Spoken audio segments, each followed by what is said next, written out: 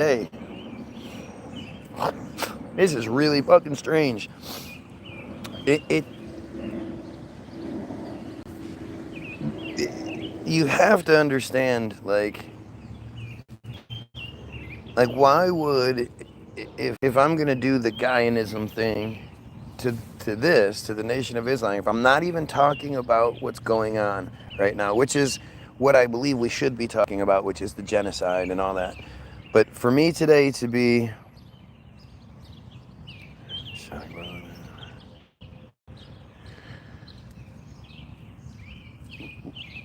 to get a better understanding of what's going on, we have to look at the past. And I know that I've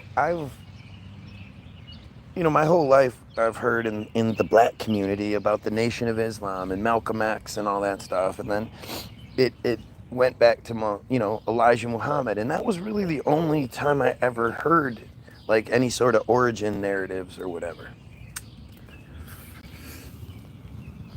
So today, being the dumbass that I am, I decided to look up Elijah Muhammad. Kind of just, I don't know what else. This is how this always works. Pick a topic, a previous history, then you go to that thing, and then you go to that thing, and then you go to that thing. It's how we can dig through the narrative. So when when it was Elijah Muhammad, the first thing it talked about was this guy called Fard Muhammad, Wallace Fard Muhammad, or let's see, what is this? Yes, Wallace Fard Muhammad. I'm just shocked here. I really am shocked. I'm actually going to reread this page just to catch this episode up, because the previous I've been censored quite a few times today. The first video didn't work. For some reason, it just wasn't working. Restarted, suddenly I had a normal view count in the 30s, 40s, and climbing. Got to around 45, hovered there for a minute, and then suddenly it just stopped. And it dropped me down to 3, and then 1, and then I reset.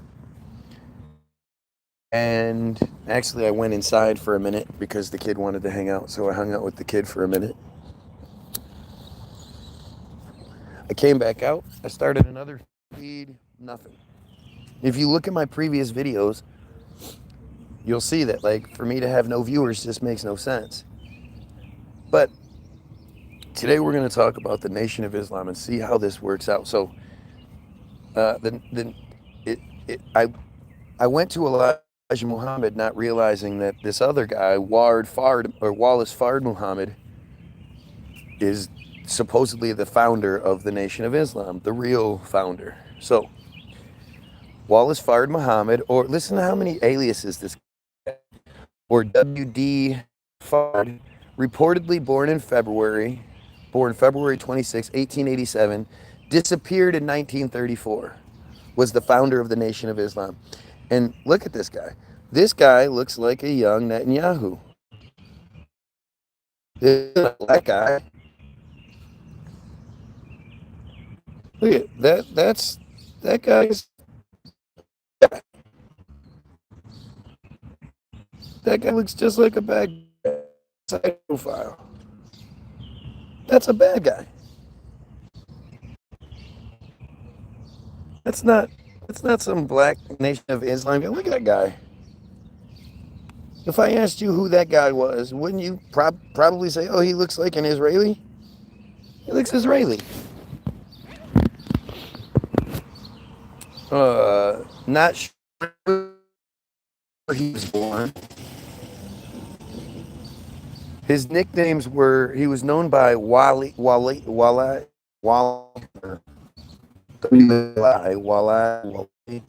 Fred Dodd, Fred the Greek, Fred the Turk, Wally Dodd Fard, Wallace Dodd Ford, William D. Fard, Mr. Fard Muhammad. That's not fucking insane to you? How many people do you know that have multiple names, multiple aliases? The crazy part is when you start looking at people like Robert Maxwell or any of the bad guy land prime ministers.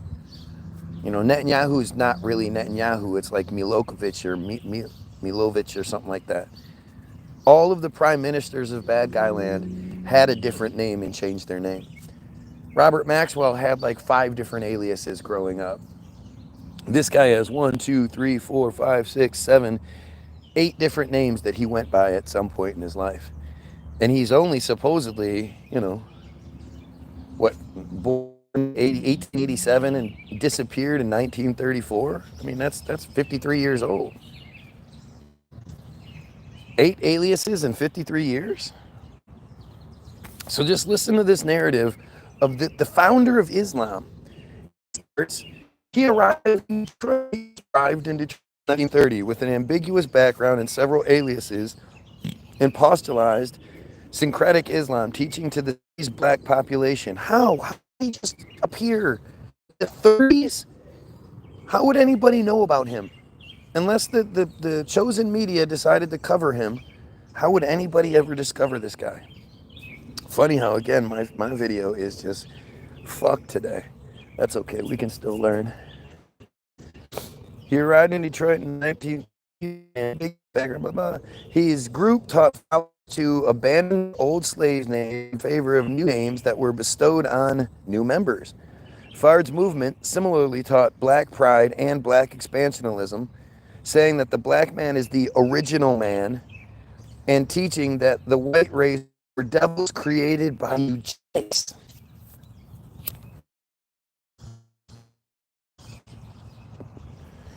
What an interesting eugenics in the 30s. What laboratory powers did they have? What scientific powers and prowess did they have in the 30s? I mean, you know, it's weird because when you think about what 1930 looked like in your head, it's like, man, that's the bare base, the bare bones. But then when you start digging, you know, into it, and you think like all the buildings, all the skyscrapers that still exist today that were supposedly built around this time, and it's just that whole reset narrative is a strange one. The group preached abstinence from drugs, alcohol, pork, and out-of-wedlock sex. After one of Fard's followers performed a human sacrifice, Fard was briefly arrested, but the police ordered him to depart Detroit and not return. That's the punishment. Leave Detroit. Instead, he continued to return to the city, meaning, where did he go in the meantime? Where he was spotted by police. So, in 1934, after repeated arrests and death threats, Fard left Detroit and ultimately disappeared. Elijah Muhammad succeeded Fard as leader of the Nation of Islam. Fard's teachings in turn influenced blah, blah, blah, blah, blah, blah, blah. Fard's origins are uncertain, as Fard variously identified as white, black, Spanish, Arab, African, and on one occasion, Jewish. Just once, though. Canadian scholar, and notice how it'll always end with that one. Canadian scholar John Andrew Morrow describes Fard as a racial and ethnic chameleon, noting, Fard lived in one of the most vicious racist societies in the world, America. The conditions in which black people and indigenous people lived here were horrific. Segregation was severe. Bigotry abounded. White supremacy permeated everything. Lynchings were a daily occurrence. There were columns in the newspaper titled Today's Lynchings.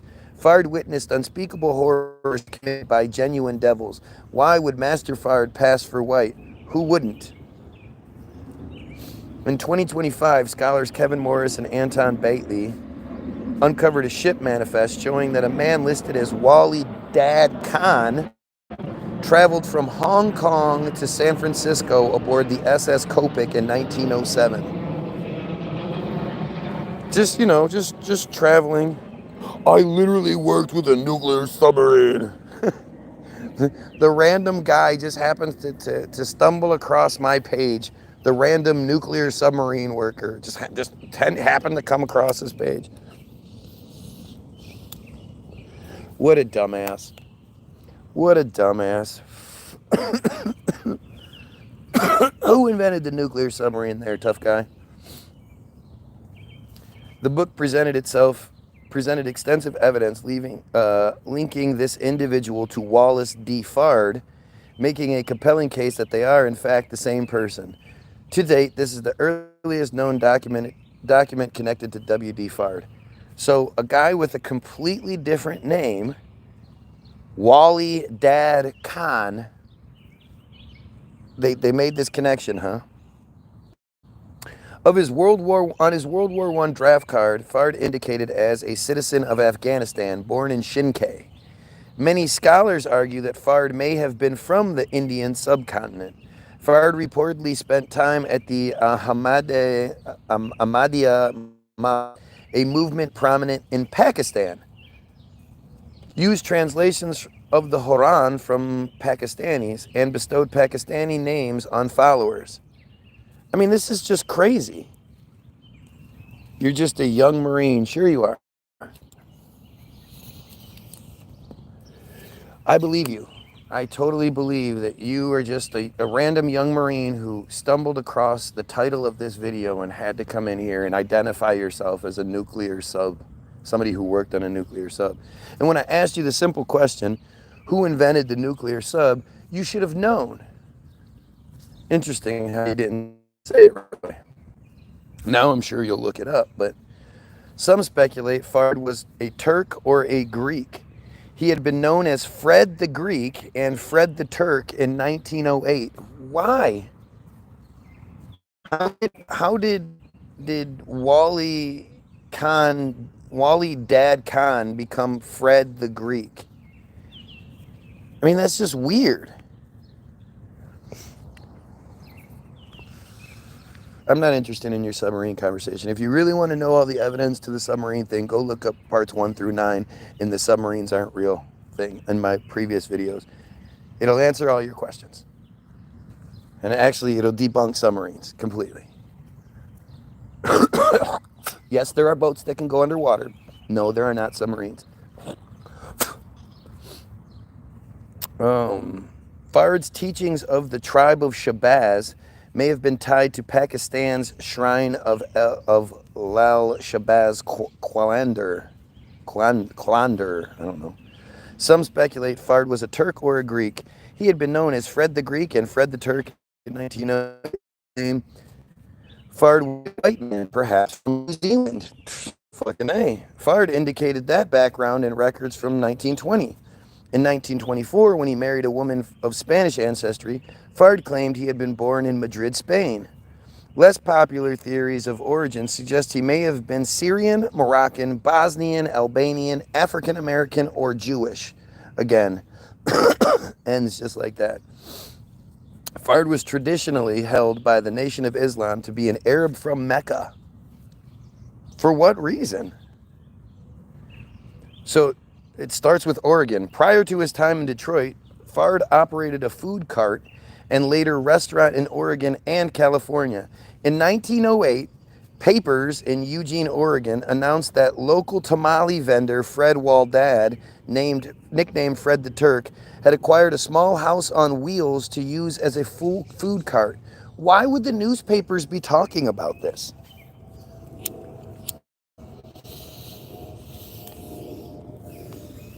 This just doesn't make any sense.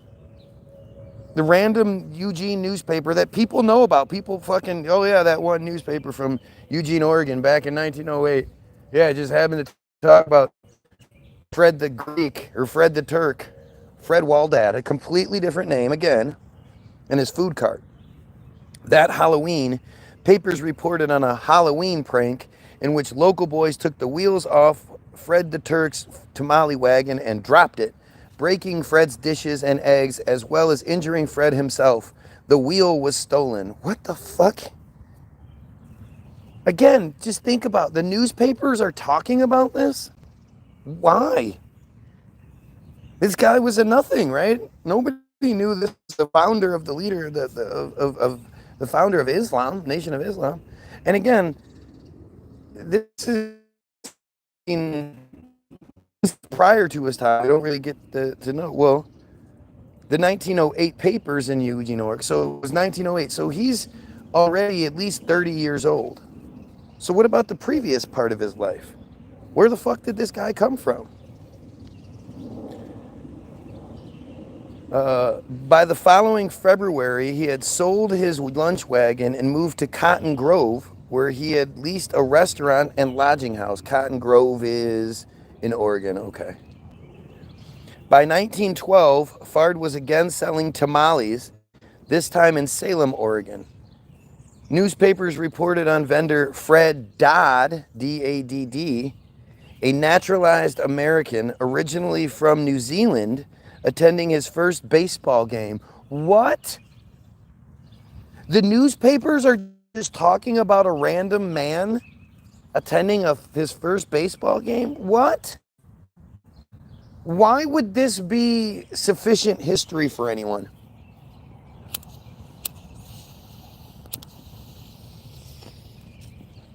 Like, this is embarrassing. This is stupid. How does this even make sense to anyone? In 1913, Fard penned an announcement in the newspaper complaining about police harassment. He penned an announcement in the newspaper complaining about police harassment? How? What are we talking about here? His complaint of police harassment would be investigated by the police committee. After the committee reported and the report was adopted, the mayor instructed the chief of police to allow Dodd to sell his wares. In 1914, Fard was arrested for allegedly inducing Laura E. Swanson to leave her spouse for him. He was released on $1,000 bond. What? What?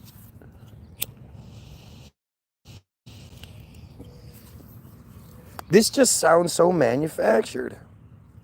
A March 23 report cited Dodd's charge as assaulting a married woman. And the thing is, like, who had these newspapers? How did anyone have these newspapers, and how did they know to save them so that they could be the historical record when this guy was nobody? Just this random newspaper, they just knew that it had this guy that had a completely different name? But it's that guy, and we saved, like, just think about how weird this is. On April 20th, gotta love that 420 date that's so prominent throughout history, 1914, Dodd married Pearl Allen, a white passing member of the Klamath people in Multnomah County, Oregon. The following day, April 21st, a jury acquitted Dodd. The Capital Journal, another newspaper, another random newspaper talking about this guy, explained the verdict by saying, it was brought out in the cross-examination of the complaining witnesses that there was another person in the house at the time of the alleged assault, and that she did not cry for help as a person in her circumstances would be aroused. What? The marriage to Pearl was short-lived. Strange that the Nation of Islam guy was divorced. Is the claim that they don't physically exist or that their purpose is mysterious? I saw a summary in my own eyes. The skill and ingenuity was impressive to think about. Sure it was. Okay, good, dude. Again, if you really want to talk about submarines, go watch the first part. Why are you desperately trying to get me to change the subject? Seems weird. Right? I mean, I think it's just such a crazy idea that somebody would be hearing what's being talked about, not even be enthralled. Like, you would think this should be interesting to anyone. Anyone who is an American or just lives here, knows history at all. This is the founder of the Nation of Islam, and this is his story. Like, this is just weird. But you're not interested in that. You want to talk about submarines. Gotcha. With short-lived, divorce proceedings began by August 30th. On November 14th, he was arrested for larceny after stealing from Pearl. Pearl gave birth to a son that following year. though a 2024 DNA test suggested more likely than not that his son was not biologically descended from Dodd. Really? Really? And we have all of these DNA records and all of that, huh? This is fucking insane. Fard moved to Los Angeles using the name Wally Dodd Ford this time, where he owned a restaurant. Because, you just own restaurants. It's just how that shit happens. The Nation of Islam contests the claim that Wallace Fard Muhammad and Wally Dodd Ford were the same person. Oh, they contest that one. Okay. Ford was arrested by Los Angeles police on November 17, 1918, on a charge of assault with a deadly weapon.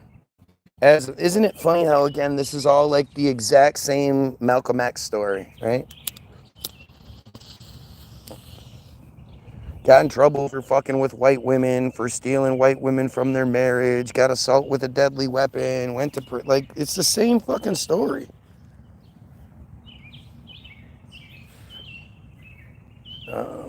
As of 1920, Ford was still living in Los Angeles as 26-year-old Wally D. Ford with his 25-year-old common-law wife, Hazel E. Ford. The pair had a son, Wally Dodd Ford Jr. Common law, isn't common law after 5 years? A marriage certificate dated June 5th, 1924, issued Wally Dodd Ford and Carmen Trevino, a Mexican-born woman with Spanish ancestry, in Santa Ana, California. Ford was arrested again on January 20th, 1926, for violation of the California WOLA Act, whatever that. And on February 15th, 1926, for violation of the State Poison Act. After the second arrest, I mean, these are just like, okay, so we're just going to mention it, but not any sort of in-depth thing into it. After a second arrest, a Spanish language paper in Los Angeles described him as a street politician. So not only do we have all of these random newspapers talking about his tamale carts and shit, we also have the Spanish newspaper for 1926. Gotcha. Ford was sentenced to 6 months to 6 years at San Quentin State Prison on June 12, 1926. Ford was paroled from San Quentin on May 27, 1929. 3 years in prison. After that, in the 1930 census, Fard was listed as a resident of Chicago. Because you just move around the country and you just have like a life. You just travel all across the country. 1926 travel accommodations were really, really good. And you just went from San Quentin to Chicago. Fuck yeah. From Oregon to California to Chicago. And again, the story starts in Oregon where he's 30 years old. So we don't know anything about what happened before he was 30. Listed as a resident of Chicago with stated occupation of clothing salesman. Scholars speculate that Fard's Nation of Islam might have been influenced by the Moorish Science Temple in Chicago. Both groups saw Negroes as Afro-Asiatic, bestowed new names to replace slave names, and promoted wearing the fez. You know, the fez is the same thing the Shriners love to wear. Well, I was hoping I would see the Moorish Science Temple of America is an American national and religious organization founded by Noble Drew Ali, born Timothy Drew, in the early 20th century. He based it on the premise that African Americans are descendants of Moabites. Moabites are the children. Uh, the leader of Moab, the first Moabite, is one of the sons of the two daughters of Lot, who got their father drunk and and laid with him so they could get pregnant and he could pass on his genes through a boy. So now this guy is teaching that all of black people are actually descendants of the bad guys. And the descendants of the, I would only imagine, retarded offspring of what would happen when a 90-something-year-old man has sex and makes babies with his 13, 14-year-old, 12-year-old daughter somehow. Wow, this is fucking insane. It's crazy. Like, you don't need to go to the conspiracy pages to just be blown away by the inconsistencies and stupidity of the narratives we're given. And then to see how it's all connected. You just have to, like, pay attention. Descendants of the Moabites, and thus are Moorish by nationality and Islamic by faith. That's not what it is. The Moabites are descendants of the bad guys. Like, what is going on here? Huh? No idea. Ali put together elements of major traditions and developed a message of personal transformation through historical education, racial pride, and spiritual uplift. His doctrine was also intended to provide African Americans with a sense of identity in the world and promote civic involvement. What a strange fucking thing. But let's go back here. I don't want to get too far off into that thing, because that's just... So Fard in Detroit, 1930 to 1934. Fard first appeared in Detroit in 1930, even though the 1930 census has him in Chicago. I mean, it takes 4 to 6 hours to drive from Detroit to Chicago in modern times. How long do you think it would take to get from Detroit to Chicago in 1930, apparently?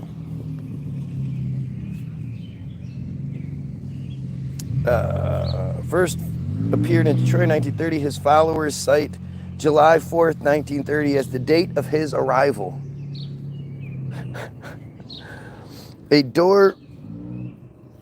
door-to-door salesman, Fard spread his religious teachings throughout Detroit, and within 3 years grew the movement to a reported 25,000 members in Detroit, Chicago, and other cities.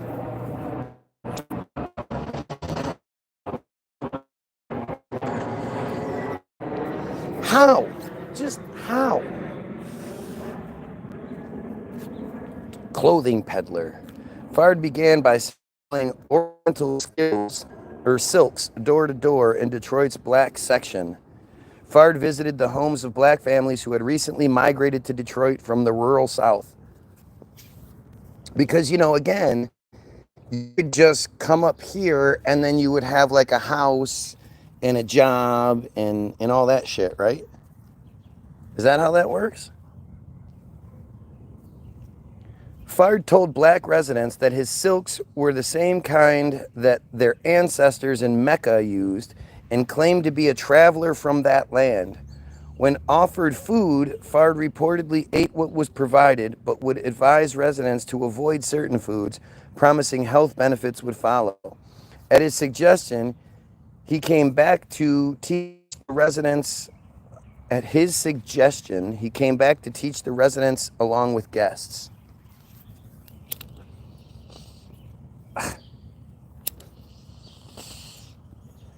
This is just goofy. Bible study leader at house churches. In the early stage of his ministry, Fard used the Bible as his textbook, since it was the only religious book with which the majority of his audiences were familiar. Patrick D. Bowen writes that in the early nation of Islam, ministries regularly referenced passages from the Bible to prove their claims. What passages could they fucking use? Fard's successor, Elijah Muhammad, would later claim Fard knew the Bible better than any of the Christian-bred Negroes. Lomax wrote that Fard was well versed in the Bible, used as and taught in the style of the Southern Baptist preacher. This is just nuts. Baynor writes that with growing prestige over a constantly growing group, Fard became bolder in his denunciation of white people and began to attack the teachings of the Bible in such a way as to shock his audience and bring them to an emotional crisis.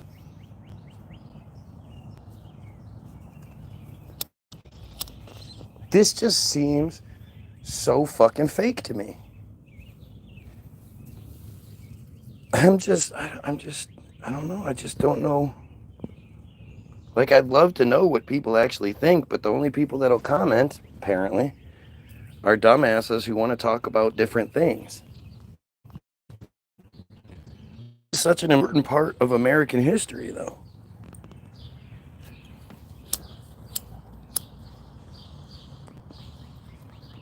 This has a huge to do with why the bad guys have control over us and why we seem to hate each other so much.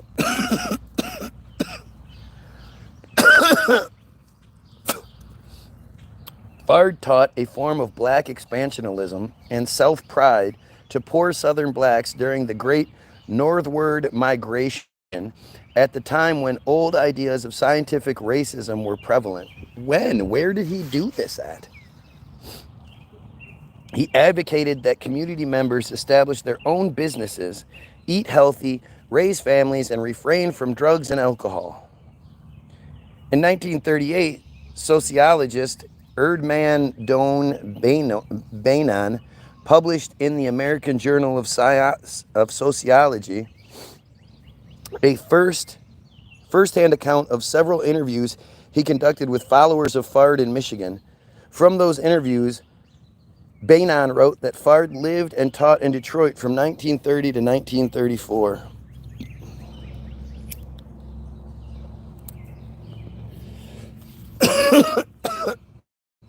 Everything is a conspiracy.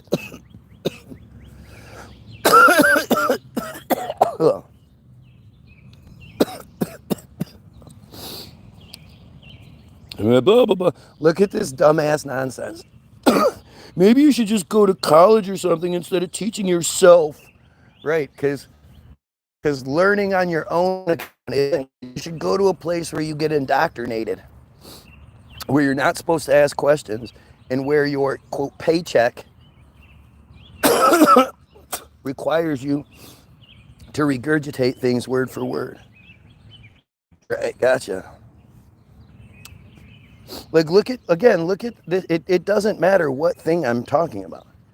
The same fucking dumbass trolls come through saying the same dumbass things because how many people do you think that are listening to me right now have ever even heard of Fard? Like, I mean, it's just such a stupid idea that these arrogant shitbags pretend like they know any of this stuff. Yeah. Oh, and I can't even pronounce things. Yep, because, everybody should be able to pronounce everything. Just look at how stupid it is. So interesting. What's up, man? Same old same. Fard taught his followers to reject surnames inherited from slave owners. As part of their initiation into the group, bestowed new Muslim names upon his converts. He taught that this practice restored their original and true identities. How? While also revealing the lies that cloaked the origins of the so-called Asiatic black man. Such names included Muhammad Ali, Karim, and Fardan.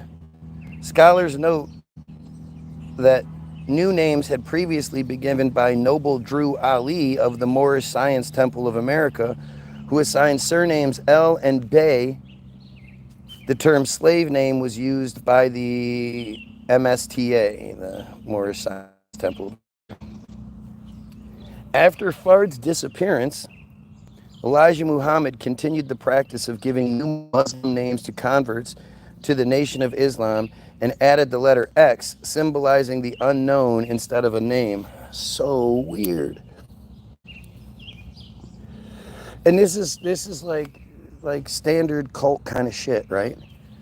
You strip people of their identities and then give them new identities, give them new names and shit like that. Like, this is just crazy.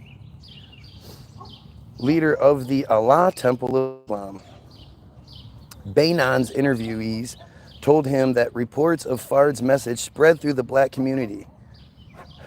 Attendance at the house meetings grew until the listeners were divided into groups and taught in shifts. Finally, the community contributed money and rented a hall to serve as a temple where meetings were conducted. The Quran was soon introduced as the most authoritative of all texts for the study of faith. Wow. So this is all taking place within 3 years. In 3 years, he went from being the Bible guy, teaching from the Bible, blah, blah, blah, to now it's the Quran is the big one. Gotcha. And again, you keep your people stupid. There's no consistency in it. You just keep them sort of on edge and keep coming up with these crises. The Holocaust, definitely denying the Holocaust, for sure. But again, why would anyone, especially these idiots, be so upset with somebody sort of opening up and debunking the Nation of Islam thing? Like, isn't this the bad guy? Shouldn't they be kind of quiet for this one? We're not yet talking about the bad guys and how the bad guys are committing genocide and they like pedophilia and their slavery and all that shit. We're not in that part yet. But it's funny how they're still mad. Doesn't matter what thing I'm talking about, they're still mad and still desperately trying to get other people to not listen to what I'm saying. You know, to reject what's being said here. Like, I'm making this up. I'm making up the Wikipedia entries, right? It's always interesting how much energy goes into me, into censoring and infiltrating and trying to discount me. What am I doing that motivates these people so much that they put so much energy into me? Interesting. Fard prepared texts that served as authoritative manuals of the faith and were memorized verbatim by his followers. Boy, that is some power there, boy. According to Bainan, Fard's followers grew to approximately 8,000, and within 3 years, the prophet not only began the movement, but organized it so well that he himself was able to recede into the background, appearing almost never to his followers during the final months of his residence in Detroit.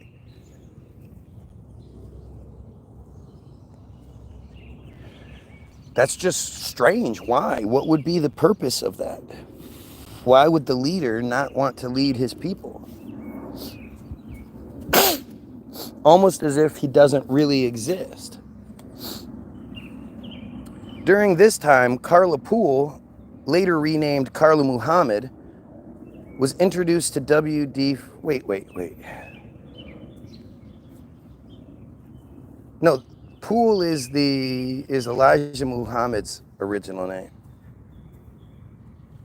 Was introduced to W.D. Fard and his teachings through her teachings. Poole presented her life with new possibilities and new memories. New memories?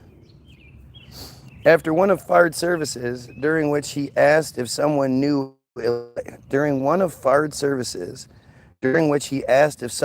Elijah Poole, Carla introduced him and his teachings to her husband, Elijah Poole, who later became Elijah Muhammad.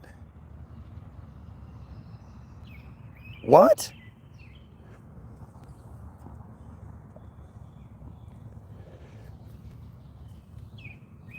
Why would Fard be asking about this guy? What was he doing at the time? I guess we're going to have to go back and look at what he was doing at this time then. His guidance and teaching changed and reformed Elijah Poole into a responsible and ideal husband who later became the face and leader of the Nation of Islam. Yes, responsible. Good husband he was, having multiple children, teenage wives, or teenage girls. Gotcha, that makes sense. From interviews with approximately 200 families who followed Fard, Benyon concluded, although the Prophet lived in Detroit from July 4th to 1930 until June 30th, 1934, virtually nothing is known about him, save that he, quote, came from the East and that he called the Negroes of North America to enter the Nation of Islam. His very name is uncertain. He was known usually as Mr. Walid Farad or Mr. W.D. Fard, though he used also the following names: Professor Ford, Mr. Farad Muhammad, Mr. F. Muhammad Ali. One of the few survivors who heard his first addresses states that he himself said, "My name is W.D. Fard, came from..." What's my opinion? I proudly hate them. I hate them with everything I have. They are the worst people in the world. Proudly. Proud of my anti-supremacism. Supremacism. I'm proud of it. So if that's what you needed to hear, I hope you got it. More about myself I will not tell you yet, for the time has not yet come. I am your brother. You have not yet seen me in my royal robes. Legend soon sprang up about this mysterious personality. This was what he said to people? And this got people to drop what they were doing, drop their identities, sell their... join his cult? My name is this, I come from Mecca, and I'm not going to tell you anything else about me because the time isn't right. That is fucking weird. Around October 1932, Fard appointed 17-year-old Bernstein Sharif Muhammad his personal secretary, given the title reformer. Her name was Bernstein. Every Tuesday, we had a picnic with Muslims only. We danced, played... What's up? Morning, dude. We danced, played games, especially baseball. At the picnic, we would win prizes. Master W.D. Fard Muhammad always have something to give us, especially his laborers. Everybody wanted to win, so the competition was high. One of the contests was dancing with Master W.D. Fard, and on his head sat a full glass of water.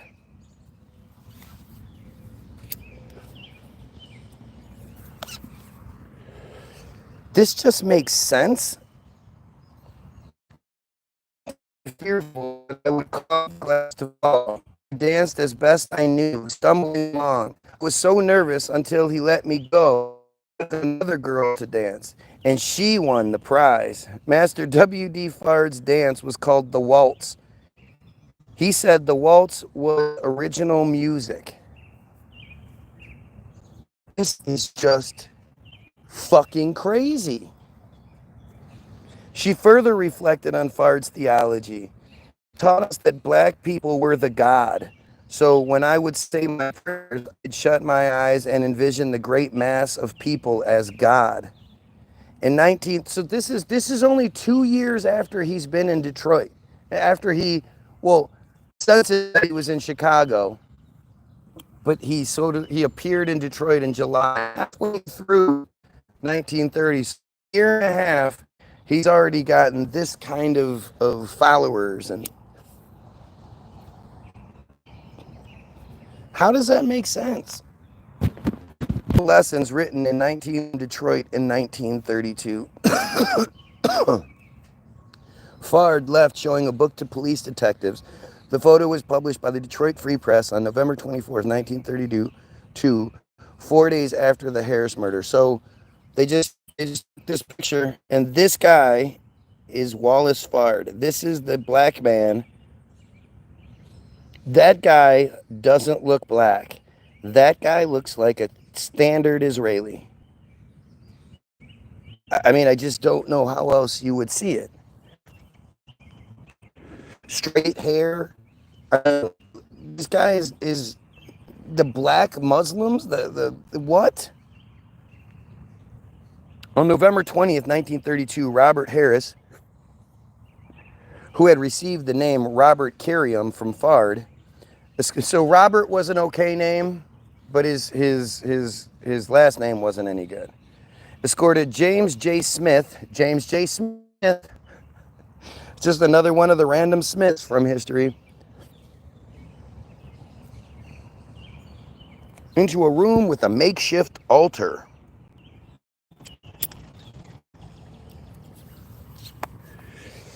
In the audience were 12 adult witnesses and Harris's wife and children. Smith, who believed he was being inducted into the Allah Temple of Islam, was asked if he would sacrifice his life for Islam, and Smith nodded his assent. Harris then stabbed Smith in the chest and proceeded to bludgeon at him to death with an axe rod. What? A neighbor called the police. Harris was arrested. Under questioning, he confessed to the murder. I had to kill somebody. I could not forsake my gods.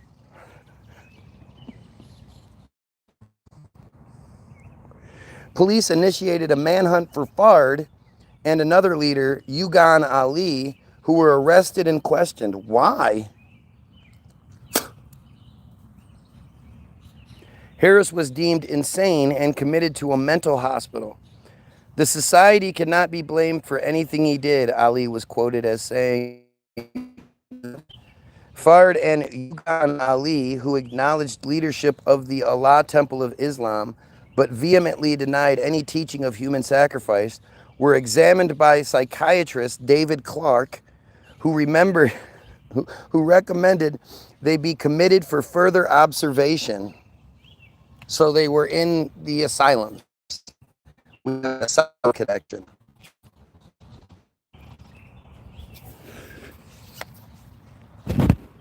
A judge agreed, and both Fard and Ugan Ali were placed in straitjackets and confined in padded cells. A straitjacket. Can you imagine the torture of a straitjacket? What happens if you have an itch?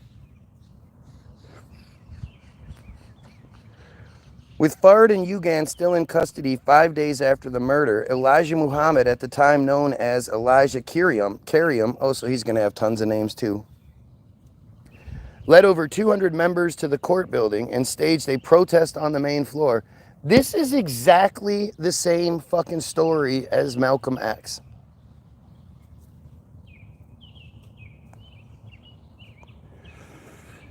This is basically the same story of Lean on Me. What the fuck are we talking about? The police spent a full day expelling the protesters. Fard Muhammad Center showing a book to police detectives while Fard Chief side Ugan Ali sits nearby. So here we have another picture of them just posing while looking at a book. Yeah, we want the picture of the three of you with Fard on this side, and then we're going to switch it up. And we're going to bring in this black guy for the picture too. Don't you think it's weird that there's no, like, movies about the history of this guy? There's no Elijah Muhammad story. It starts with Malcolm X, huh? Malcolm 10. On November 25th, Harris was arraigned on charges of first-degree murder. He pleaded guilty, but his bizarre courtroom behavior convinced witnesses of his insanity. I'm not going to go into that, though. On December 6th, 3 psychiatrists testified that Harris was legally insane and he was committed to the Iona State Hospital for the criminally insane. We don't have those anymore, interesting enough. He died there on June 19th, 1935. I wonder how he died. Faced with criminal charges, Ugan Ali was released after promising to help disband the Allah Temple of Islam, while Fard agreed to forever leave Detroit as a condition of release. This is like some goofy fucking book. On December 7th, 1932, police put Fard on a train bound for Chicago. The Allah Temple of Islam was officially disbanded, though soon replaced by a new organization called the Nation of Islam. Former leader Ugan Ali was replaced by Elijah Muhammad.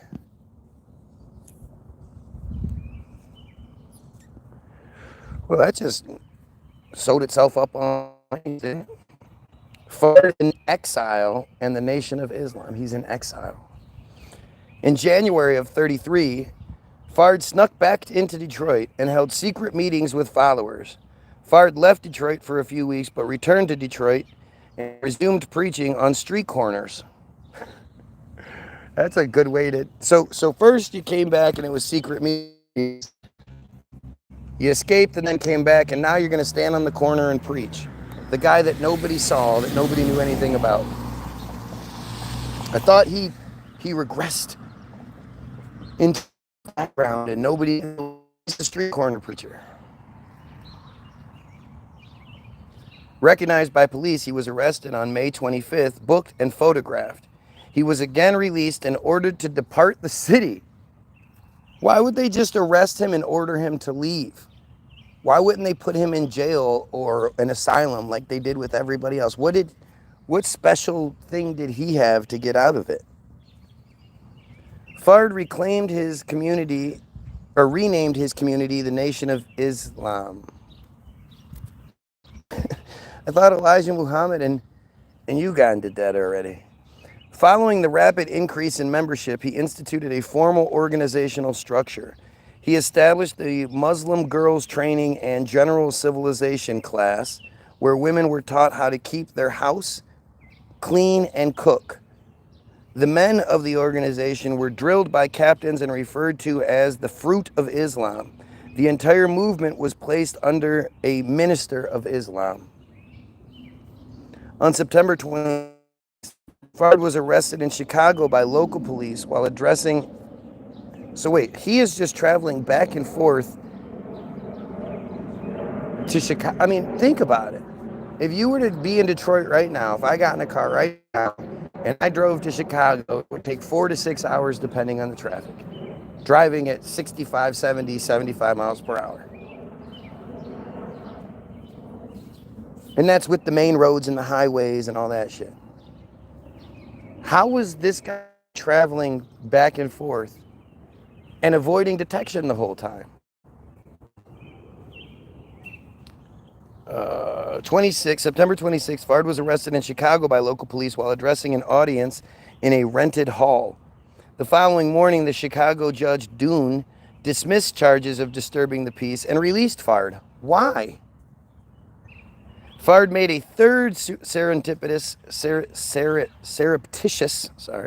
visit to Detroit, this time preaching that the white man would soon be destroyed by poison bombs. Fard established the University of Islam, where school-aged children were taught as an alternative to Detroit public schools. On March 27th, the Detroit Free Press proclaimed that the voodoo cult had been revived and the city initiated legal action against the school. The school was raided by police and Elijah Muhammad was arrested. God, this is strange.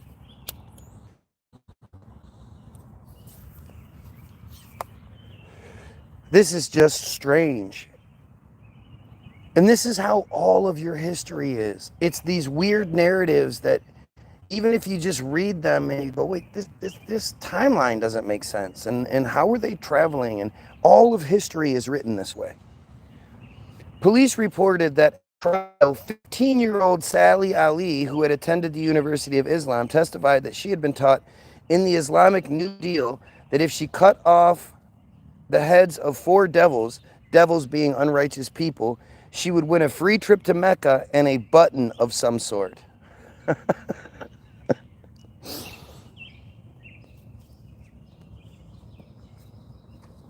A 15-year-old girl is going to be cutting the heads off of people, huh? That makes sense. She further testified that she had been taught that Caucasians would be destroyed in the year 1934 by poison gas and fighting. Well, I mean, the idea of poison gas, gosh, in the 30s? That seems like another familiar narrative that just crosses all these different stories. Gas was going to kill them, huh? Not chambers, but bombs. Gotcha.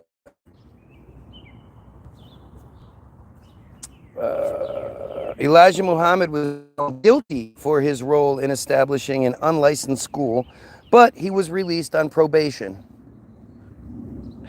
Amid rumors that police wanted Fard and his chief aide dead, Elijah Muhammad fled for Chicago, and Fard was never seen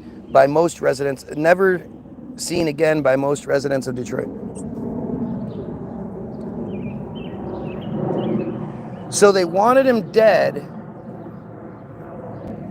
but kept arresting him and releasing him.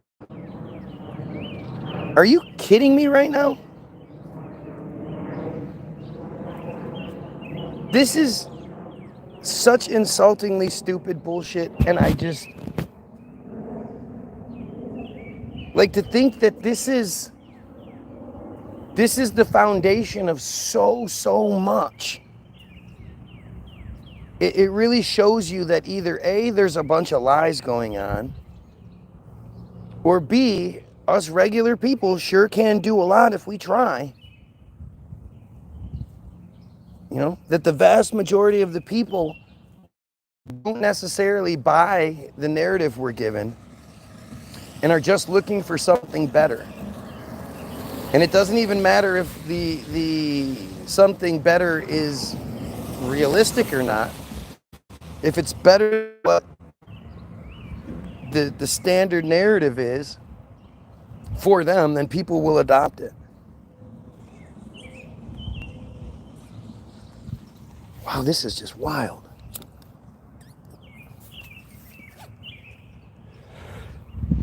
Fard's fate and death. Oh, here we go again. This is Fard's son Wallace, pictured in 1941. Are you trying to tell me that this is the son of a black man? That looks like the son of a black man, doesn't it?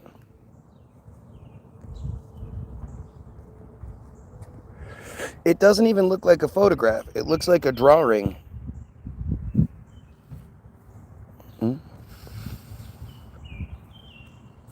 Like if you look real close, it looks like a drawing. It's not known what became of Fard or the circumstances of his death. Though he was a naturalized citizen, he may have been forced to accept voluntary deportation. But we don't know about it. In 1932, the Escanaba Daily Press reported that he had been awaiting an immigration hearing. After he had departed Detroit, Fard visited Hazel Barton, the mother of his child, in Los Angeles. Oh, now he's back across the fucking way to Los Angeles. She recalled him only eating 1 meal per day as part of his new lifestyle. Hazel recalled he was driving a new car with California plates with white sheets covering the seats. He left the sheets with her.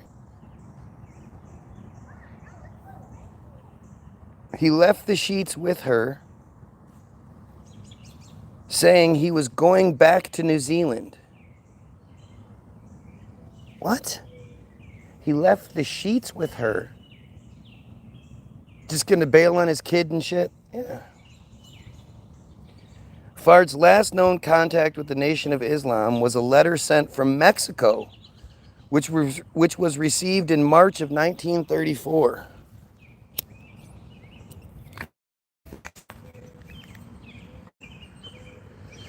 You know how black guys just up and left their kids. That's what they do, right?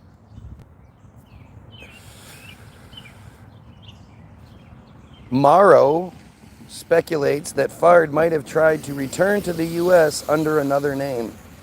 For decades after Fard's disappearance, Elijah Muhammad maintained that Fard was alive and well. Fard suffered from diabetes and had to carry sugar packets. Morrow notes the possibility that Fard might have died not long after his disappearance.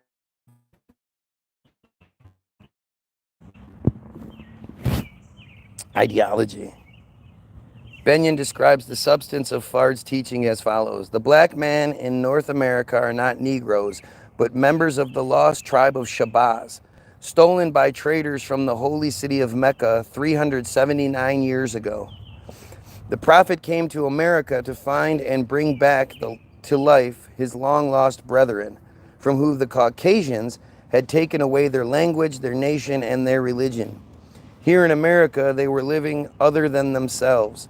They must learn that they are the original people, noblest of the nations of the earth. The Caucasians are the colored people, lost their original color. The original people must regain their religion, which is Islam, their language, which is Arabic, and their culture, which is astronomy and higher mathematics, especially calculus. Like, there's so many good parts of this, but still at the same time, fucking craziness. Joseph Smith, similar story. They must live according to the law of Allah, avoiding all meat of poison animals, duck, geese, and catfish, which, other than possums and geese, are like, catfish and hogs are staples in the black community. They must give up completely the use of stimulants, especially liquor. They must clean themselves up, both their bodies and their houses. If in this way they obeyed God, would take them back to the paradise form which had been stolen, the holy city of Mecca. Well, yeah, that worked out well, didn't it? Makes you wonder, like, who was in Mecca at the time?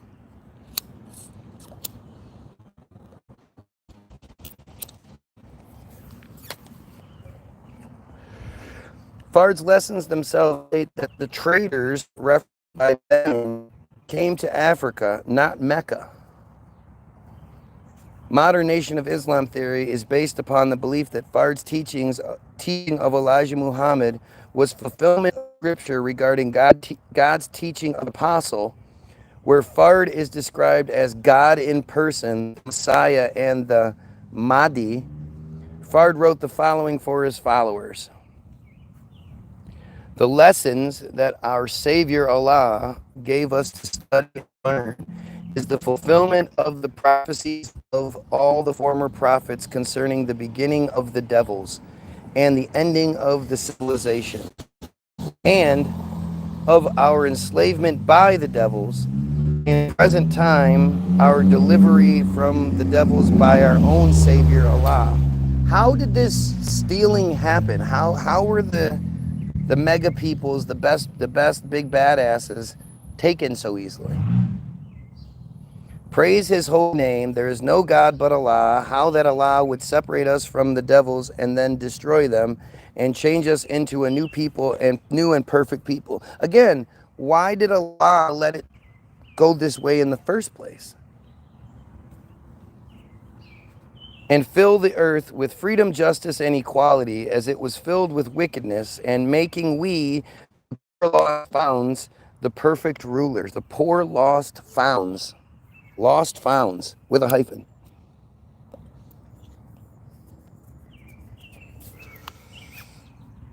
This is so strange. In Elijah Muhammad's 1965 book, Message of the Black Man in America, which is a compilation of articles written from newspapers throughout the early part of his ministry, Muhammad summarized what Fard taught him as follows. He began teaching us the knowledge of ourselves, of God and the devil, and the measurement of the earth,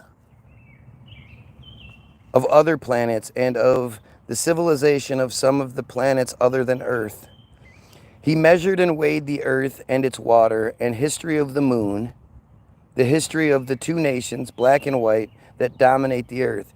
He gave the exact birth of the white race, the name of the God who made them, and how, at the end of the judgment, how it will end. When that thing doesn't come to pass, how does he still have any sort of credibility? Why would anyone the ending didn't come? He taught us the truth of how we were made slaves and how we were kept in slavery by the slave master's children. Really, I'd love to know that part. He declared the doom of America for her evils to us was past due, and that she is number one to be destroyed. Her judgment could not take place until we hear the truth. He declared that we were without the knowledge of self or anyone else. Like, again, this is just such standard grooming and abuse. You're not good enough. You don't know. Once you know what I have to teach you, then you'll be a perfect person. He declared that we were without the knowledge of self or anyone else, how we were made blind, deaf, and dumb by this white race of people, and how we must return to our people, our God, and his religion of peace, Islam, the religion of the prophets. We must give up the slave names of our slave masters and accept the name of Allah or of one of his divine attributes. He taught us to give up all evil doings and practices and do or be destroyed from the face of the earth. He taught us that the slave masters had taught us to eat the wrong food and that this is the cause of sickness and short life. He declared that he would heal us and set us in heaven at once if we would submit to him. Otherwise, he would chastise us with a severe chastisement until we did submit. And that he was able to force the whole world into submission to his will. He said that he loved us, the so-called Negroes, his lost and found, so well that he would eat rattlesnakes to free us if necessary, for he has power over all things. Wow.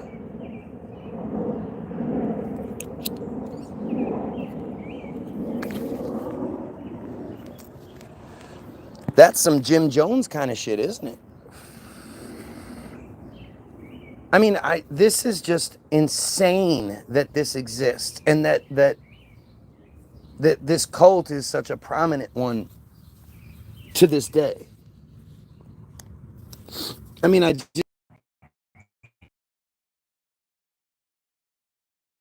by copying select elements of other Muslim religious sects and ideologies that fit his racial supremacist narrative.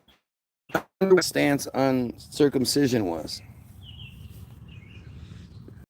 Scholars argue that Fard's movement was influenced by Moorish scientists and Jehovah's Witnesses. Moorish science and Jehovah's Witnesses. Funny, when you look at it from this perspective, it's kind of crazy how they're all basically the same shit. It's all just interchangeable. Fard was influenced by the Jehovah's Witnesses movement, Freemasonry, especially the Shriners, Marcus Garvey, Moorish science, in addition to Islam. Teaching of the Jehovah's Witnesses has been called the most obvious non-Islamic source for Fard's teachings.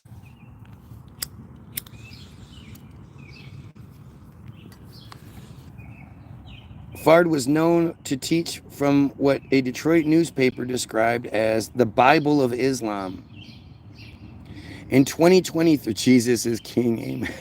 says Fatty Gaming. Yeah, I'm sure Jesus is King. I swear, man. Boy, we sure are getting interfered with now. The book was identified as Deliverance by Joseph Franklin Rutherford of the Watchtower Society or Jehovah's Witnesses. Fard recommended radio broadcasts by Rutherford, Frank Norris, and other millennial preachers. Jehovah's Witnesses founder Charles Taze Russell, like Fard, interpreted the year 1914 as the beginning of an apocalypse. God, that's weird, huh? Both groups instructed members to refuse compulsory military service. Both groups taught that souls were not immortal, that there was no afterlife, and that heaven and hell were states of life on earth rather than allegories. Blah, blah, blah. Shut up. You're stupid. That's all you had to say. I'm stupid, and we would have gotten it. We would have figured you were a Christian. Fard encouraged students to read James Henry Breasted, Conquest of Civilization, Henrik von Loon's The Story of Mankind, and books on Freemasonry. Fard recommended the writings of Henry Ford, including The Protocols of the Elders of Zion, an anti-Jewish forgery promoted by Henry Ford. How is it a forgery? Police found literature by bad guy preacher Gerald Barton Winrod. Oh man, they just assume, they just know we're so dumb that they can just give us the same stupid shit over and over again and we'll accept it.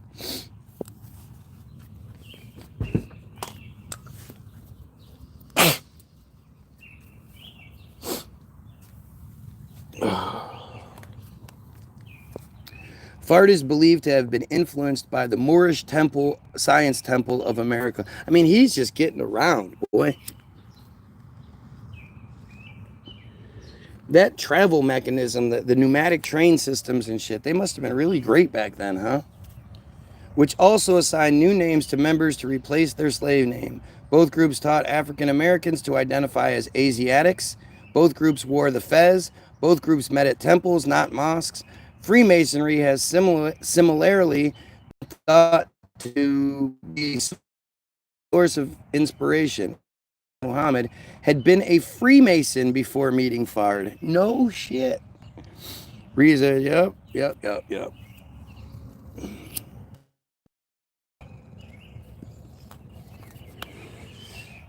The thing is, I I use the same resource to debunk subs.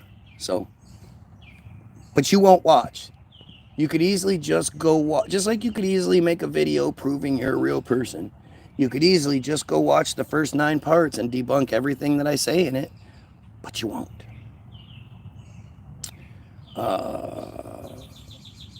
Garveyism has similarly been cited as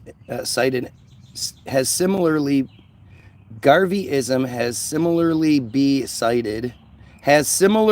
cited an inspiration, with modern scholars noting Garvey's teachings were popular in San Quentin. The Islamic scholar John Andrew Morrow summarizes Fard's teachings as rooted in a wide variety of ideas from both East and West, including Twelver Shi'ism, Severan Shi'ism, Druidism, and Shiite extremism, as well as Babism, Baha'ism, Yazidism, Ahmadism, and Sufism. Like Islam, Fard's teachings forbade drugs, alcohol, and pork. Fard also preached against slave foods like ducks, geese, possums, and catfish. Who were eating possums back then? Was possum a big thing to be eaten back then? I never heard about possums being eaten. Like, I've heard about it, but not regularly.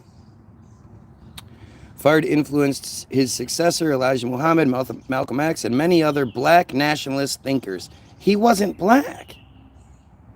The annual Savior's Day event is held in honor of Fard's birth. In 2020, it attracted an estimated 14,000 participants. Continued deification under Elijah Muhammad. With regard to Elijah Muhammad, Benyan's article stated, from among the larger group of Muslims, there has sprung recently an even more militant branch of the Nation of Islam itself. This new movement, known as the Temple People. To Mr. Fard alone, they do not offer prayer and sacrifice. Since Mr. Fard has been deified, the temple people raised the former minister of Islam, now a resident of Chicago. They raise him? This reference is in conflict with the first-hand accounts of Malcolm X, such as his appearance in 1963 on the news program City Desk. Malcolm X states that Elijah Muhammad was neither Allah nor a prophet, but rather he was a messenger. Elijah Muhammad, who led the Nation of Islam from 34 to 75, heard Fard teach for the first time in 31. Elijah Muhammad stated that he and Fard became inseparable between 31 and 34, and where he felt jailed almost due to the amount of time that they spent together, with Fard teaching him day and night. A handwritten lesson written by Fard states, 12 leaders of Islam from all over the planet have conferred in the root of civilization concerning the lost foundation of Islam must return to their original land. One of the conference members, by the name of Mr. Osman Sharif, said to the 11 members of the conference, the lost foundation of Islam will not return to their original land unless they first have a thorough knowledge of their own. So they sent a messenger to them of their own. Now the messenger and his laborers worked day and night for the last 3.5 years, and their accomplishments are approximately 25,000. I mean, this is just weird. Like, what the fuck is this? In this lesson, Fard places the number of converts obtained in Detroit at 25,000, and he describes a messenger sent to the lost found nation of Islam who is of their own. Nation of Islam theology states that this messenger is Elijah Muhammad. Can't wait to read his. Remember, this man just appears at 30 years old. 31, not 32 like Jesus. Fard wrote in his instructions to the leaders of his community that they should copy the answers of lesson from Minister Elijah Muhammad. He went on to state, why is stress made to the Muslims to copy the Minister Elijah Muhammad's answers? The past history shows that the Almighty Allah sends prophets and apostles for the people's guide and example, and through them his ministry was revealed, and those who follow the apostle would see the light. Realize this is like almost 100 years ago. While some scholars argue that Fard's divinity was a creation of Elijah Muhammad, Morrow points out that Fard did identify himself as God to Detroit police, and that the psychiatrists who examined Fard after his arrest reported that Fard had delusions of godhood. Morrow argues that under Elijah Muhammad, the doctrine of whites as devils was emphasized, while Fard had taught that devils were unbelievers of all races. Wow. FBI's public claims about Fard. Oh, yeah. A declassified FBI investigation memorandum dated May 16, 1957 states, from a review of instant file, what is instant file?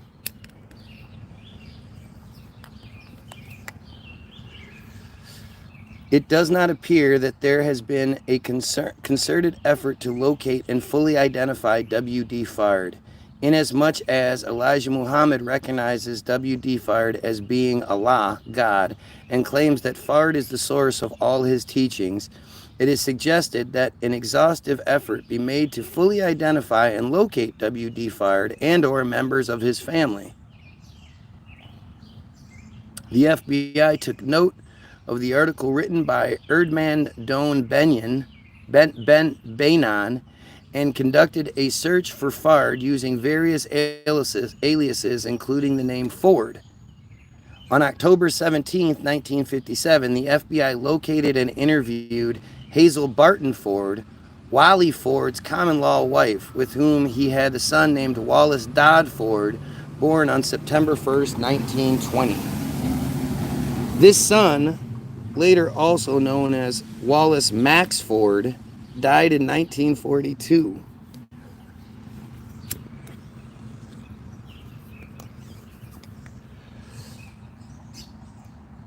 He was serving for the United States Coast Guard during World War II at the time of his death. Barton Ford gave a description of Wally Ford and described him as a Caucasian New Zealander.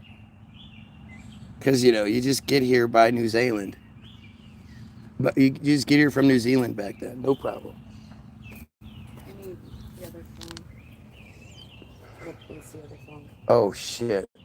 All right. Yep. Well, I guess we're just going to have to come back to this tomorrow. Holy shit, this is crazy. Anyway, gotta love my soda can. You guys have a great day. Go get your free download, www.the-bilderberg, BILDERBERG-group.com. It's free. All we ask is that you share it. It's ask you how much you want to pay. You click 0 if you want to, or you can put money in there. We appreciate it. We appreciate all the donations that have been given so far. Thank you. Go watch Hollywoodism, which is the most important film ever made. I highly suggest you watch Hollywoodism because it puts this whole thing into perspective. And I'm also going to include the links to 2 of the Facebook videos. Donald Trump Hates America and COVID Sauce.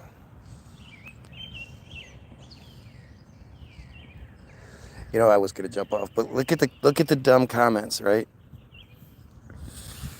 Look at how desperate these goddamn stupid chosen people are, because that's who's behind all of these profiles.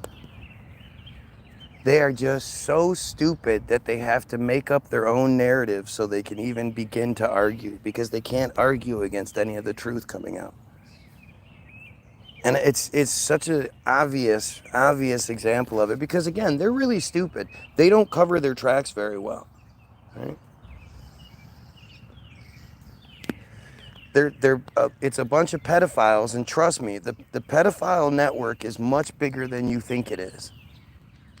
The only reason why so many different pedo hunters can exist on YouTube and all of the other platforms and catch people daily is because it's so much bigger than you think it is.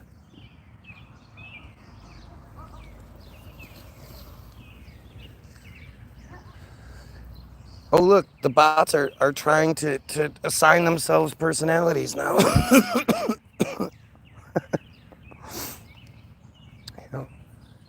Instead of being able to argue against any of the things being said, they just keep saying stupid things. Not one of them denies being a pedo. Not one of them denies, denies the pedo part. They do sort of be like, you think I'm like, they do sort of do some dumb shit, but they never deny being pedos. And they never argue against anything I have to say. This dumbass keeps talking about rainbows like any of you heard me talk about rainbows. Like, it's just such desperate shit. And it's all because they don't want us talking about, which is, the main point of this feed is to expose the bad guys that are committing genocide right now and pull the strings over everything we think.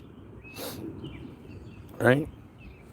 Everything we think is controlled by these fucking psychopaths, which is why it's all the same. It's all so well interconnected.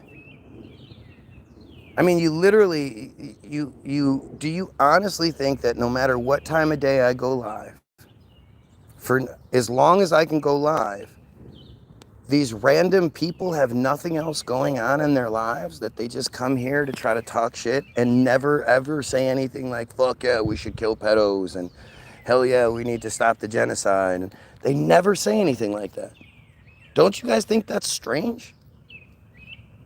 None of these people have anything else going on. None of them have jobs. None of them have families. None of them have anything else going on. They're just here to prove my point.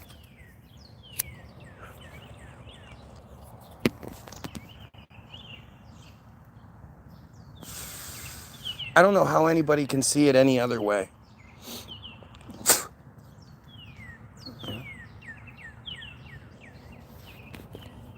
And when you think about it, like, you know, who has intricate knowledge of you know, the backdoor uses for the internet?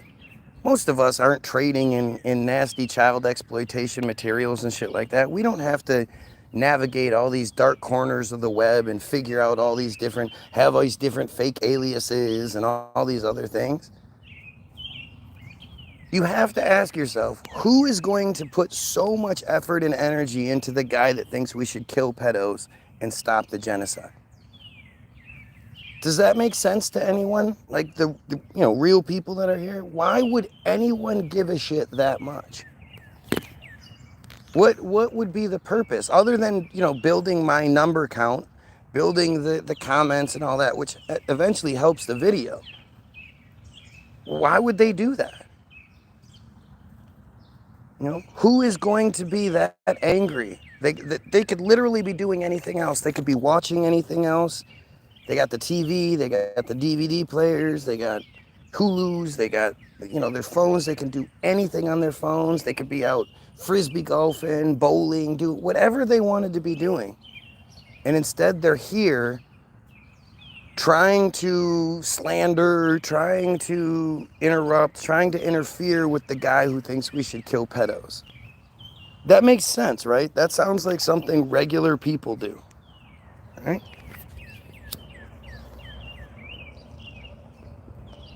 And at the end of the day, not one of these people, not a single one of them is one of these people, these profiles, is willing to make a 5-minute video, 30-second video, or whatever it is video, showing who they are as a person, talking about how stupid, how shitty, how dumb I am. Not a single one of them. They could easily prove me wrong in this one way and legitimize themselves, gain some sort of credibility by proving that they're not just another Team Jorge act.il type of bot. And not one of them takes me up on the offer. Isn't that strange? Like, isn't that fucking strange? They're willing to spend hours every single day, day after day, month after month, year after year. I mean, this shit's been going on for like 10 plus years. And yet, not a single one of them is willing to expose their own identity. Not a single one of them is willing to prove themselves to be an actual human. Isn't that strange? Like, look at the desperation in the comments. Nothing proves me wrong. They just say dumb shit. You know? And the thing is, it really doesn't matter what the subject is. Today we're talking about the Nation of Islam, and they're here, like I'm making it up, like I'm not reading the Wikipedia entry about this. Wikipedia being the #1 source of information in the world, proudly controlled by bad guy land. Naftali Bennett, when Wikipedia launched, there's a video of Naftali Bennett, future Prime Minister of bad guy land, bragging about how they've sent their people there to teach the editors of Wikipedia how to edit things so that it has a balanced and Zionist perspective. That makes sense, right? So I'm literally reading you what they want us to know. There's no questioning that.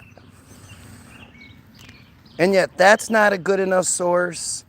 And if I go to the actual website for it, like when I talk about the fluoridation of the water and how the actual people, like they're what you would think with 72% of Americans drinking fluoridated water, there would be a bunch of studies and a bunch of evidence to show why this is a necessary thing for them to put a toxic waste byproduct, the byproduct of fertilizer creation, the fluoride sulfate bullshit that's a toxic waste chemical that they couldn't dispose of anywhere else. They put that in our drinking water. You would assume that has a large, long history and an in-depth history and science behind it, showing that this is an absolute necessity, good for us, blah, blah, blah. It doesn't exist. And according to the Cochrane study, the actual only real study that did anything about it, fluoride might have a 3 to 26% chance of preventing cavities in adults. I guarantee none of you know that. And the thing is, I used the Wikipedia page, and that's where the 26% thing came from. When you actually go to the Cochrane study page, they say it's more like maybe 3%. As I always say, if I gave you a parachute and I said, here, jump out of this plane, this parachute might have a 3 to 26% chance of opening, how many of you would jump out of the plane?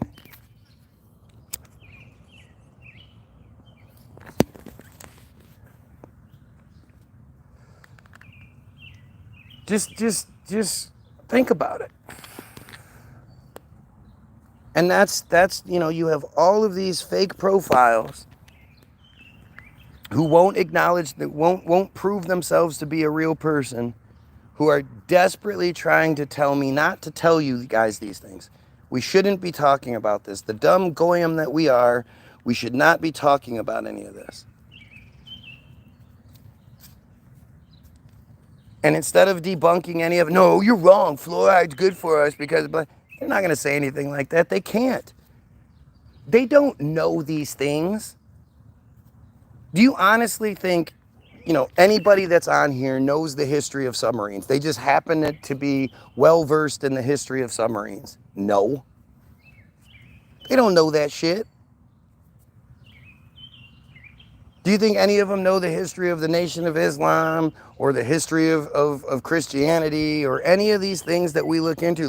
The history of the Thames Tunnel, the River Thames Tunnel, the history of the Brooklyn Bridge and all. Do you think they know these things? No. They don't know this shit. They also don't know anything about the whole, genocide that's happening here. They haven't been, reading the bad guy news, putting bad guy into the Google machine and then clicking, bad guy land into the Google machine and then clicking news. And they haven't been doing this shit for years. They literally can't argue any of this stuff with me. If they could, they would. If they could say better things, they would. They can't. They're too stupid. And you can't prove them. There's nothing wrong with what I'm saying. Everything I'm talking about is 100% true. At least according to the narratives that we're supposed to know. Not saying that it is 100% true, but as far as what we're supposed to know, I'm as accurate as it gets. I mean, this is like some real childish kind of nonsense. Like, this is stuff that you have to take it back to your elementary school, middle school kind of shit. When somebody doesn't know the answer, they turn into a bully.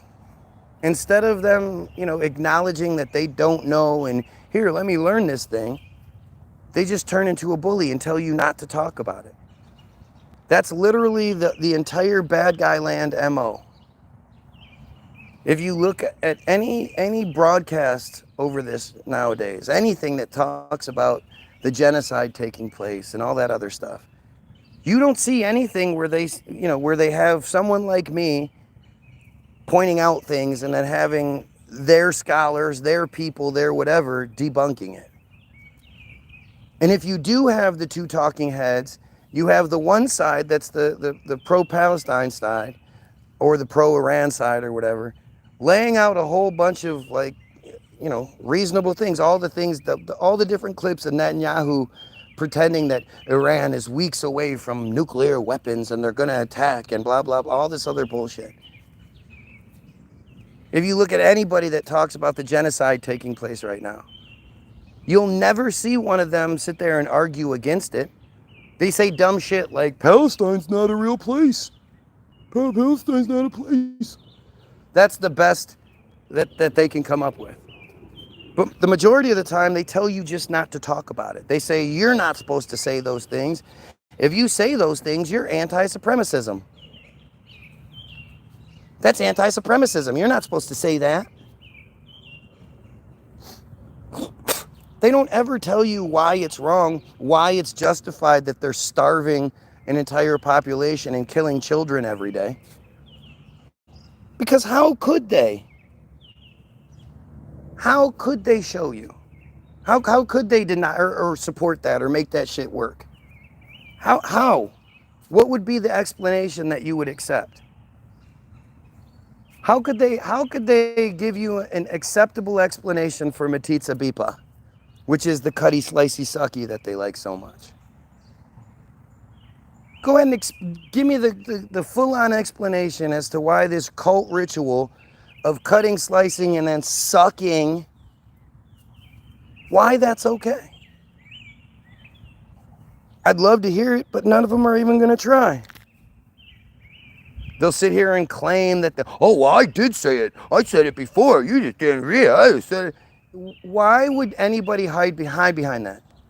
Just because you said something at a different point, why wouldn't you just say it again to prove your point? I said it before, but you didn't listen, so I'm not going to say it again. I have this great argument that proves you wrong, but I'm not going to say it because you didn't listen last time. Now, this is the best that they can come up with. It's fucking silly. Yeah, act.il explains it all.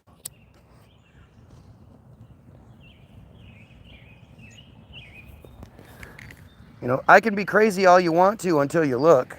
And then you look and you see that act.il is a bad guy land program that encourages people to attack, encourages them to attack people like me or BDS movement people or whatever, anybody that's not pro bad guy land, and they get points and they get badges and they get prizes for it. Like it's just well documented. It's like chemtrails. Anybody that wants to deny chemtrails, just look it up. Just look up the denial of it. Chemtrail conspiracy theory, according to Wikipedia. The first two sentences tell you, you're crazy for thinking this. The third sentence says, yeah, it's just like stratospheric aerosol injection or marine cloud brightening. And then you click on those things and it lays it out for you. Yeah, they fly planes way up high in the sky and drop shit out of them. Yeah, that's what they do. Because, it's to combat global warming, because the Earth is 2.7 degrees warmer Fahrenheit, depending, 1.4 to 2.7 degrees warmer Fahrenheit, depending on, I guess, who you ask. And that's catastrophic.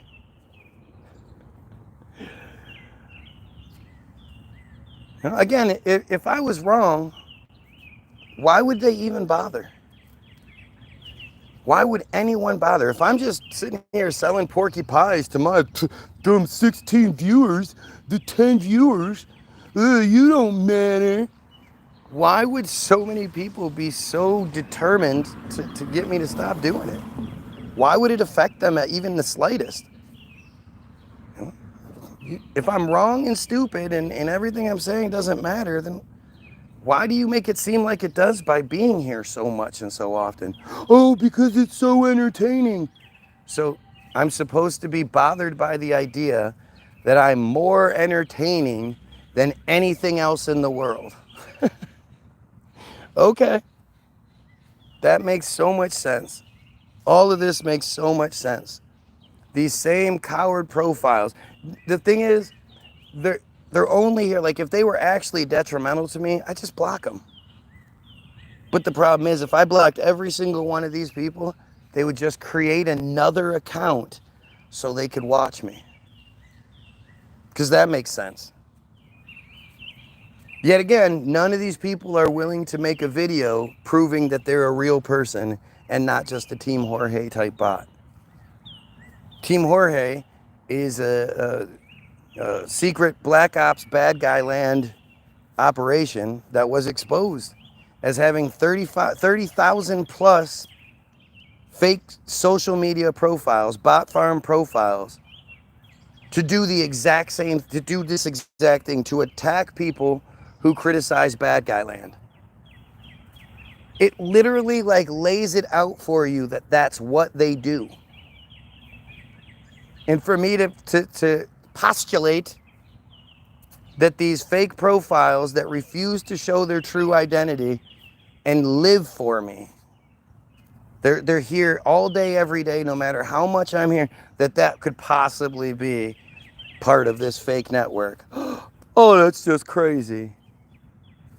That's just, how dare you say such crazy things?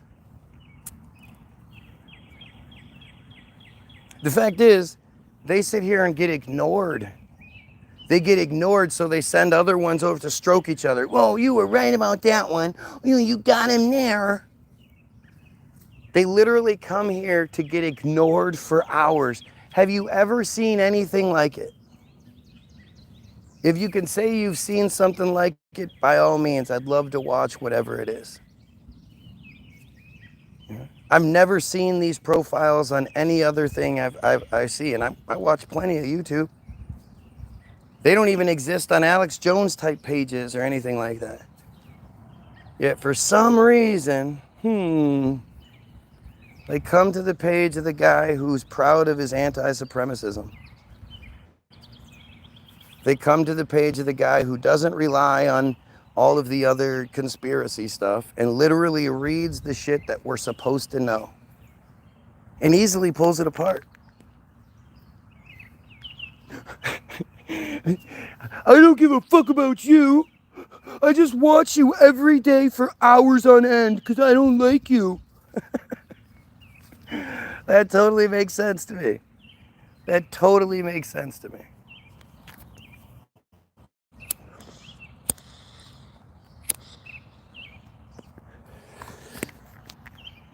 Guys, if I was wrong, why don't they just tell me when I'm wrong? But that's the other thing. Why don't they just focus on that? If I am wrong, then just focus on those things that I'm wrong about. Debunk anything I have to say. We tell you you're wrong all the time. Yeah, but you don't ever say how or why or provide any sort of evidence or anything like that. It just always seems like it's a desperate bid for my attention. Trying to distract, trying to dissuade, trying to change the perspective. Talk about something else. I know you're talking about genocide, but I want to talk about your beliefs in this. What's your favorite color? It's so stupid. There's a genocide happening right now, people. There's a fucking genocide happening.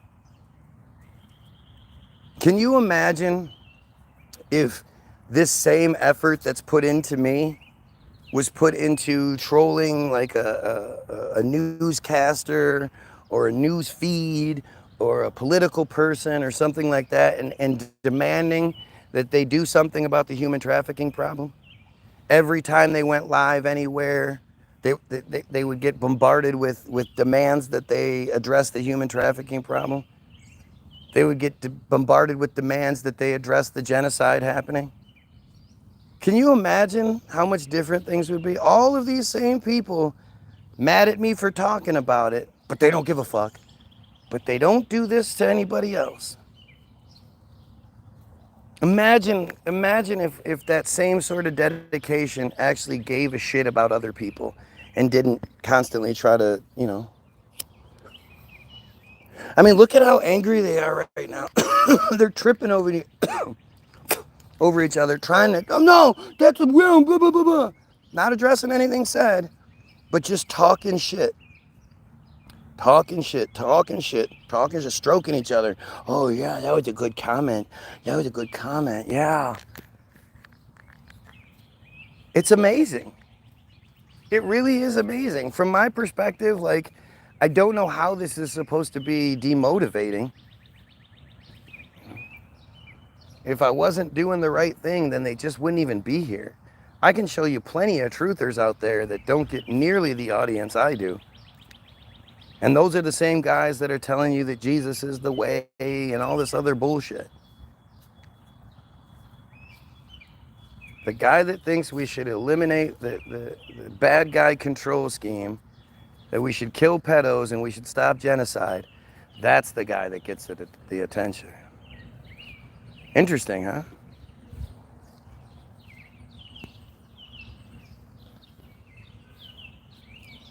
I don't know, man. I think it's, I don't know what other evidence to provide you with.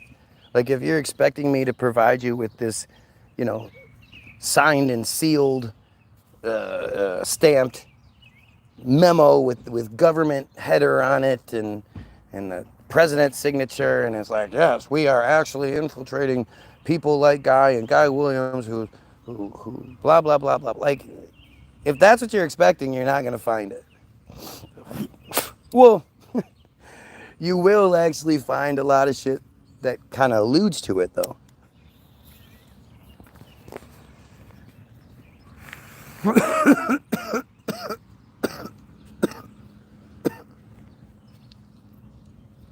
You have to read between the lines. Yeah. How many of you regular people would let me call you a pedo? You wouldn't deny it, and you'd come back for more every day. How many people would do that? I mean, other than proud pedos, who's going to do that?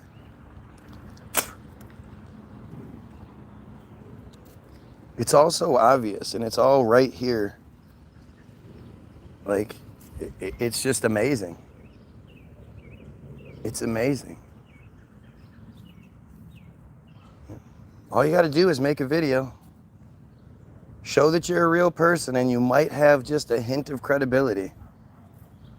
And not one of them is willing to do it.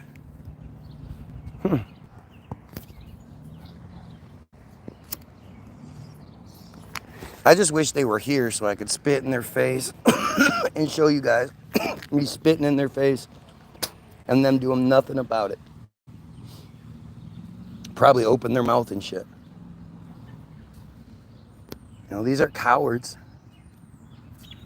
These are cowards. These are disgusting little creatures that hide in the shadows.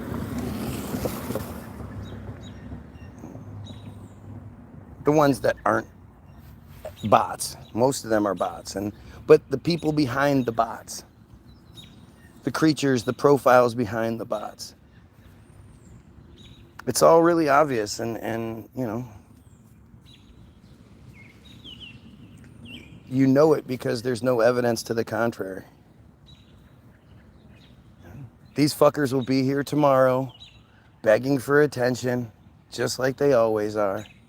No video, no evidence to the contrary. Just pay attention to me nonsense. These are the same, these pedophiles. You know, again, the more you look into it, the more you understand how huge the pedophile problem is. The more it makes sense. That's who's going to know how to work the back doors of the computer, of the web, of all that shit. That's who has the most to lose. Someone like me gets power, me gets any sort of power, and they're the first casualty.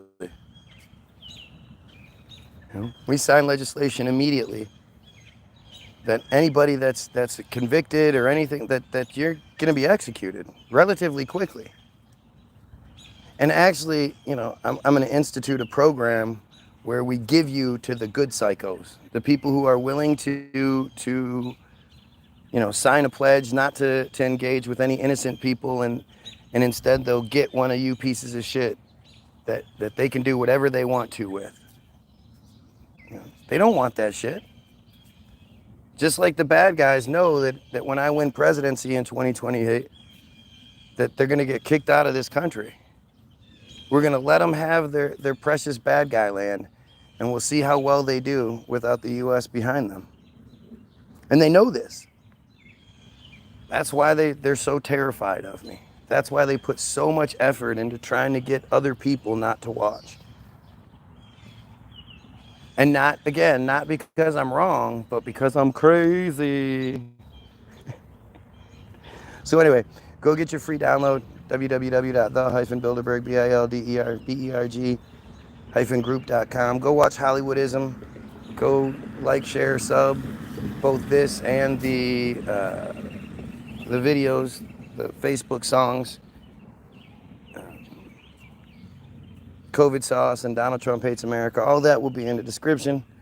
Go check it out. We're going to do some more Nation of Islam stuff tomorrow because that is fascinating. Well, we'll see. We'll see. You know, who knows what bad guy land is going to do between now and then. Might be just talking about, you know, something awful, because that's all that ever happens with these fucking horrible, horrible, awful people.